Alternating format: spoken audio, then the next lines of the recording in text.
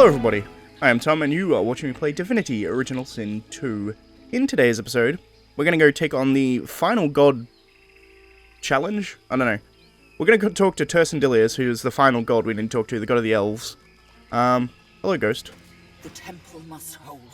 The temple must hold. The temple must hold. Ask if the temple held. We held them off. We held them off. We held them off, and Alexander was saved. Alright. Not going to consume your source if I don't need to. But, we're here at the Elfin Temple. We have Knight of Tersendilius. Godwoken, but be sharp. Time passes quickly.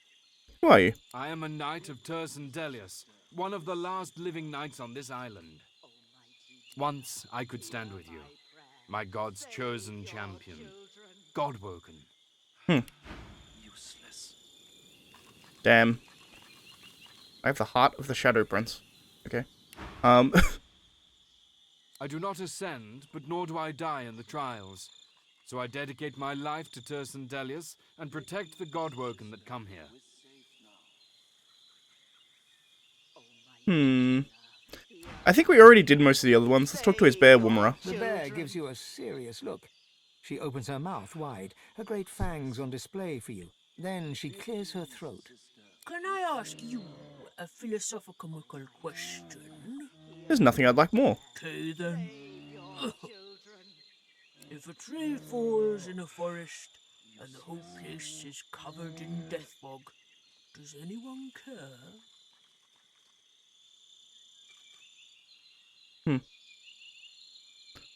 You can tell she was hurt. Ask gently who hurt her. I escaped. Thousands didn't. They barely had the time to scream.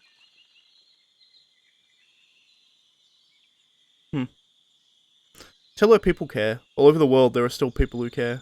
You care. She gives you a long, wet-eyed look. Her lip begins to tremble, which on a bear is an impressive sight. She tries not to cry. I thought no one cared. I thought no one cared but elves and bears. This gives me hope, this does. Lots of hope. Oh, thank you. With a sigh, she turns away.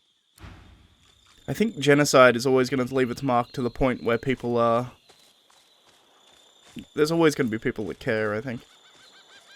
Oh. Fucking just a demon up here, okay. Hello. Make trade. The creature runs a black tongue across its maw while staring at you hungrily. For a brief moment, you see row upon row of jagged teeth stretching right back to its gullet. Where exactly did you come from? A distant, hungry place. Your war draws me. Make trade, or leave. Alright. I don't think he actually has much that I need, to be perfectly honest. He does have some gold, however. So I can go through and sell some stuff that I don't need. I'm going to cut this out of the video, but I am going to sell a bunch of stuff, because he has like 20 grand. I'm going to sell him 20 grand worth of shit. Be back in a sec. Alright, we're back. Surprisingly, not as much stuff in my huge inventory I actually want to sell that I thought I did. And who are you? Jawbone the Merchant? A custom. Perhaps you'd like to trade. Find something to safeguard your... His lascivious eyes flick over you to skin-crawling effect. vulnerable flesh. I have seen a creature like him, but I'm going to say this anyway. Remark that you've never seen a creature like him and ask where he came from. A distant place called Nemesis. I couldn't resist the lure of this world, though. Such bloodshed and despair truly does loosen the purse strings. Pursue this thing's wares. It's a demon. We've run into a few of them. Alright, with that, we're back, and my inventory is looking a bit better. I managed to sell all the shit that I didn't need. I identified all that armor. I've changed up a bit of my armor. You can see now I look a bit different.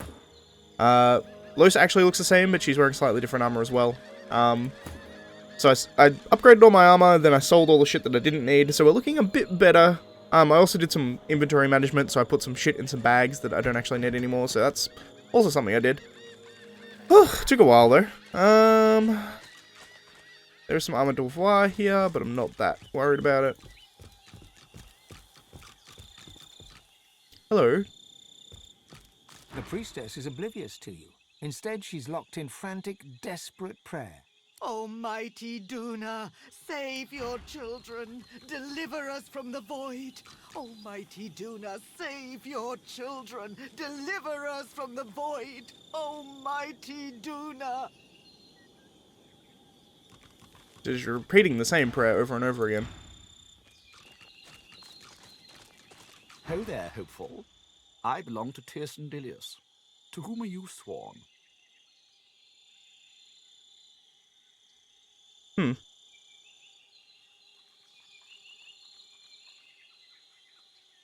I'm sworn to no god. From within you comes a jab of protest.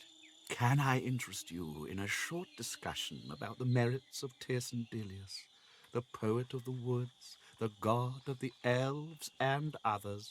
The being inside you rumbles a very clear no. Note that he's no elf. Why would it ask why a lizard would devote himself to Tirsen Dilius? Because, my friend, when I offered myself to her, she never answered. I was God-woken, and I failed her. But she, too, failed me. When she learned that I could not crush my own compassion, Solstice deserted me. She deserted all of us. Sounds like Solstice. A voice within suggests he just wasn't good enough. He didn't know enough, hadn't developed his powers as best he should, wasn't ruthless enough. He failed because of himself. Yeah, but you're the one who decided I that. renounced her, and Tirsen Dilius came to me. He soothed me with his gentle words, and I was whole once more. He could do the same for you, if you would have him when you fail. Tell him you don't intend to fail. No one ever does. But so far, no one has found the ruthlessness their gods demand. Me, I serve Tirsen Dilius. I am at your service. How may I help you? He takes a deep breath, then bows to you. I was not ruthless enough to be divine. I could not earn entry to the Council's great academy, but I may serve those who may, if they serve Tirsen Dilius. Huh. How can I help you? Ask what he may spare for the fight ahead. If it may help you, I wish you well. Oh, that just opens up his inventory. Fair enough.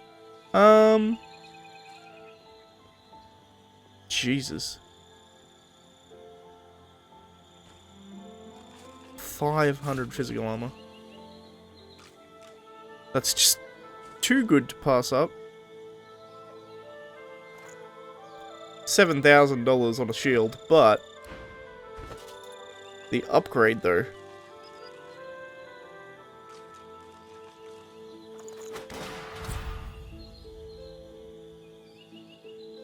$1,800 physical armor and 2,000 magical armor. That's absolutely ludicrous. Incidentally, is this hand-me-down better for you? Yeah, it is.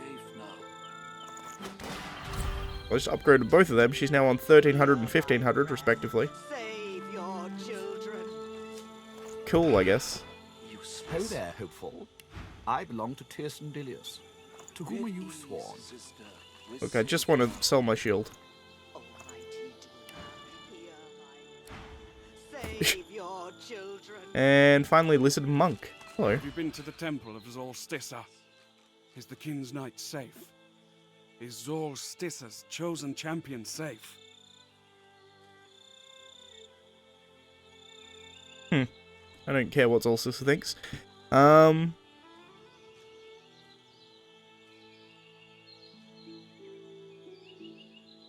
him you found a knight of your kin there, but he was already dead. Such dreadful news. I thank you for your kindness, but I fear that all is lost. I shall pray for his redemption, and for ours. He lowers his head, closes his eyes, and silently begins to pray. His head stays bowed, his eyes stay closed, his lips move in silent prayer. Interesting. Alright, let's talk to this guy. The elven priest prays serenely, sensing your presence. It's gonna be a opens talking his episode. eyes. A long look passes between you as he takes in your face and the color of your skin. So, the Red Prince is here. Interesting, if revolting. Not every day one meets his annihilator. The very man who in the darkest depths of his mind formulated the plan to unleash death fog within the heart of the elven homeland. Scoff and say he's delirious. You have no idea what he's talking about. Memory fails, does it, Prince? But elven memory never fails. We know from the flesh of your generals that it was you who whispered the poison in their ears. We know from their flesh that the intention was to eradicate both us and the ring. You pretend to be a prince of the House of War, whereas you're nothing but a slave of the House of Shadows. Tell him even dead flesh lies. You were asked for a plan, you formulated it. It was Lucian's choice to listen to the generals that proposed it. Lies, deception, and death. Those are the pillars that hold your vile empire aloft. Away from me, demon. It is a terrible miracle that a heart as cold as yours manages to beat. That's interesting. I was actually unaware that the Red Prince, like the House of War, that's where Lucian got the idea. And that makes sense, really. This is incredible. What a structure. There might be nothing like this left in the world. Not since Lucian used the death fog on the elves. Well, as you were saying, Lucian used the death fog on the elves. Obviously, they went to the House of War, and the House of War's like, why don't you just wipe everybody out? Evil, but The elf effective. prays hard, his eyes tight shut. Soon, Tierson Delius will give us the power to smash the ring and all our enemies. Tell him someone even more powerful than Tersan Dilius will soon rise. Alexander does not rise. You fool yourself to think otherwise. He closes his eyes once more and... I mean, he was missing my point, but okay. It's an elven high priest. The mother tree calls you. Follow the spirit. Climb to the heart of the tree. The mother awaits. Alright.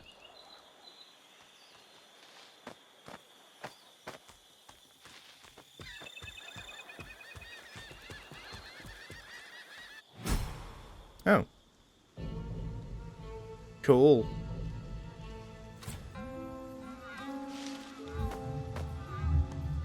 Is this the heart of the tree? Sure looks like it. Literally a beating heart. I am the scion of the mother tree. Her heart speaks through me. The mother gave you a gift through Sahila. She gave of her power, and now she is ailing. Now you must come to her aid. The mother asks you to help her. A lizard assassin stands near. A prince of shadows, come to strike at the heart of the elves. He must die, this lizard as Doombringer, and you must bring me his heart. Ask her to explain the shadow. The Shadow Prince is on this island, seeking our annihilation. He is the master of the House of Shadows. He is a terror that breathes. Please, cut off its breath and bring me its heart. Hand her the heart of the Shadow Prince. Her safety is assured. The mother is content. Ah, 100,000 experience. Jesus. The scion eats the lizard's heart, one chamber at a time. 1, 2, 3, and then it is gone. She holds her hand out. Accept this gift from the mother. It may aid Cool. you on your journey. Know that you have an ally in the mother. The mother permits you to leave. Cool. I'm not sure any of this is going to be better than what I've got. I mean, that's arguable. Same with that, arguable. I'm going to grab the belt. I may use it later. Cool. Well, we did that quest without even meaning to do that quest. I just killed the Shadow Prince because, you know, he tried to kill me. And the Red Prince don't play like that. You try and kill me, I kill you. Speaking of which, Alexander. I am at the ready. Actually, I'm not going to fight Alexander yet if I don't have to. I want to go to the left down here. Because we're actually sitting almost at time. Granted, I probably it may end up being shorter than I'm expecting because of the amount that I cut out. Look at this forest tiger. What an amazing animal. It's very much like a... a fey creature, D&D-esque. Amazing ears. Hello.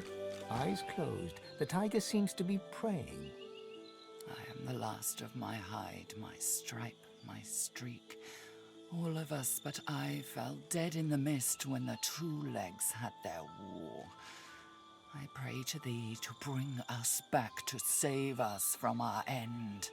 She cocks her head to listen to a voice you cannot hear. If the covenant be in good faith, O black-winged god. Oh, that ain't good. And all the forest tigers shall return, then I shall accept your... Wait, tell her not to listen to the voice. Yeah, that's not good. She opens her eyes and turns to you. Or what? Shall you kill me with your fog of death like you did my cousins? This is our only chance to live.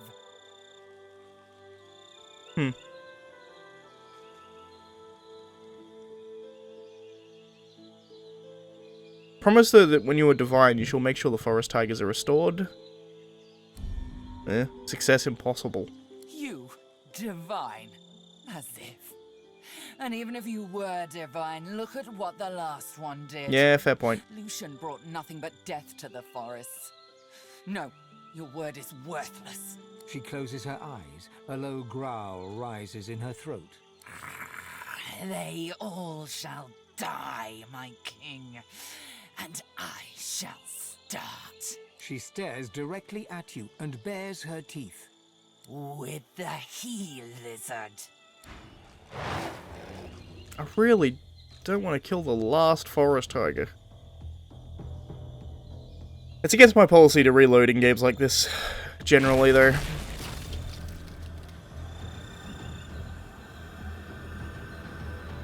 Then again, if you don't break your policies every now and then.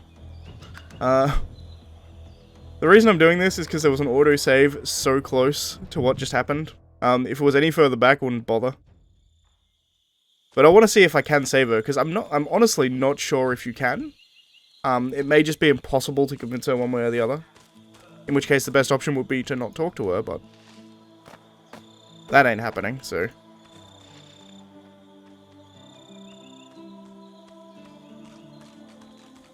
I'll skip through the dialogue to start with. Closed. She cocks. If the covenant... She opens her... Or what? Shall you kill me with your fog of death like you did my cousins? This is our only chance to live. Tell her the covenant is a lie, it brings only death. Success impossible. She closes her eyes. She stares. Alright, I'm just going to assume that you cannot win this persuasion.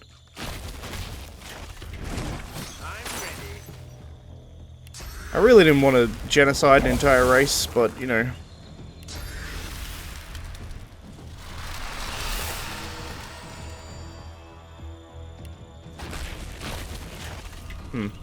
I guess jump over here.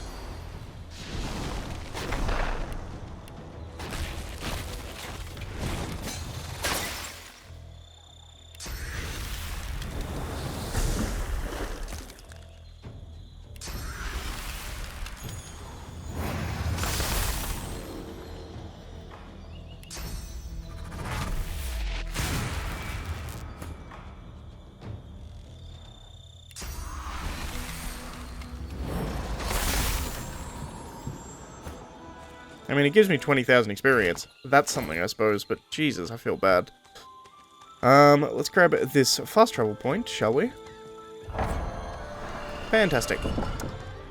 Alright, with that, I think we've got everything. I think we've done everything except talk to Alexander, which I'm going to do next episode. Very talk-heavy episode. I apologize for that. Also, I think I failed to stop my timer in time when I was actually doing my, like, shopping part and stuff, so it may end up being shorter than I'm expecting. But I'm currently sitting at, like, just under half an hour, so it may be closer to 20 minutes. We'll see. Anyway, thanks for watching. If you like the video, please leave a like. If you're not subscribed, please consider subscribing. And as always, thank you for watching, and I shall see you next time, where we're gonna go take on Alexander. I am at the ready. Which, you know... Magisters, lower your weapons.